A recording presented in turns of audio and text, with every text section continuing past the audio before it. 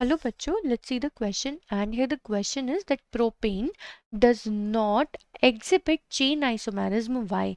हमें यहाँ पे क्वेश्चन में पूछा जा रहा है कि जो प्रोपेन है वो चेन आइसोमेरिज्म एग्जिबिट नहीं करते हैं, ऐसा क्यों? तो चलिए बच्चों करते हैं इस क्वेश्चन को and first of all let's see the key concept for this question. तो यहाँ बात हो रही है बच्चों चेन आइसोमेरिज्म की, तो सबसे पहले तो यही समझ लेते हैं कि एक्चुअली में चेन आइसोमेरिज्म क्या होता है।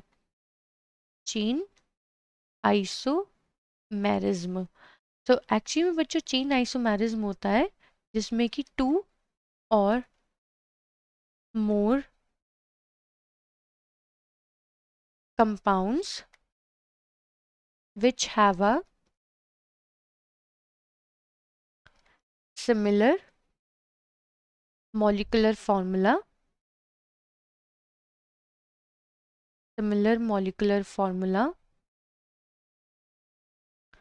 but different arrangement of carbon different arrangement of carbon atoms in straight or branched chain। तो एक्चुअली में बच्चों चेन आइसोमेरिज्म का मतलब है इस टाइप का कॉन्सेप्ट या फिर इस टाइप का फिनोमेना जिसमें कि हमारे दो या दो से ज़्यादा कंपाउंड्स जो होते हैं उनका सेम मॉलिक्यूलर फॉर्मूला हो बट डिफरेंट अरेंजमेंट हो कार्बन एटम का इन स्ट्रेट और दी ब्रांच चेन, तो हम उसे बोलते हैं चेन आइसोमेरिज्म को।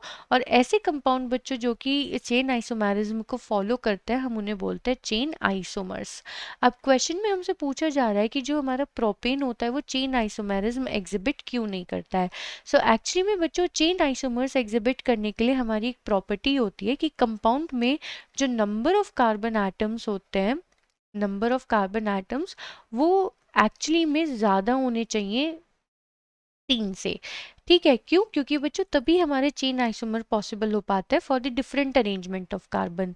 अब जो हमारा प्रोपेन है, प्रोपेन यानी कि बच्चों एल्केन फैमिली को बिलोंग करता है। प्रोप यानी कि 3 कार्बन एटम होंगे, एल्केन फैमिली को बिलोंग करता है, तो C3H 3 इंटू 2 प्लस 2, ये क्या हो गया बच्चों हमारा C3H8।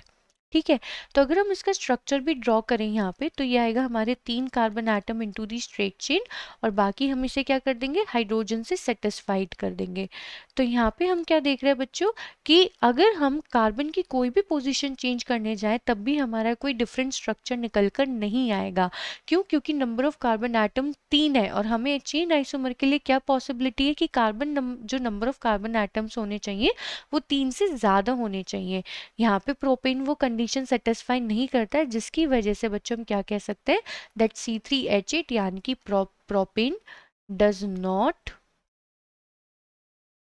Exhibit chain isomerism. तो इसी वजह से बच्चों इसके चेन आइसोमर्स पॉसिबल नहीं होते हैं। तो आई होप बच्चों आपको ये क्वेश्चन समझ में आ गया होगा। Thank you.